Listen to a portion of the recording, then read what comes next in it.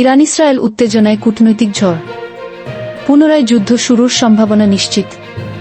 প্রিয় দর্শক বিন্দু, ভিডিওটি না টেনে পুরো ভিডিওটি দেখার অনুরোধ রইল। ইসরায়েলের হামলার জবাবে এবার হুঁশিয়ারি দিল ইরান।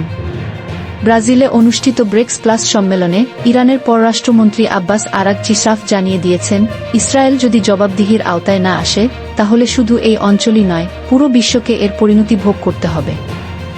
আরাগচি বলেন, যুক্তরাষ্ট্র ও ইসরায়েল মিলেই ইরানের শান্তিপূর্ণ পারমাণবিক স্থাপনায় হামলা চালিয়েছে, যা আন্তর্জাতিক আইন ও জাতিসংঘের রেজলিউশন 2231 এর সরাসরি লঙ্ঘন।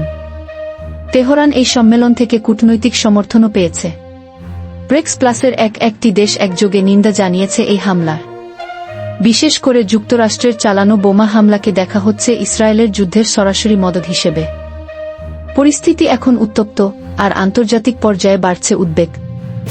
ভিডিওটি ভালো লাগলে অবশ্যই সাবস্ক্রাইব করে আমাদের পাশে থাকবেন।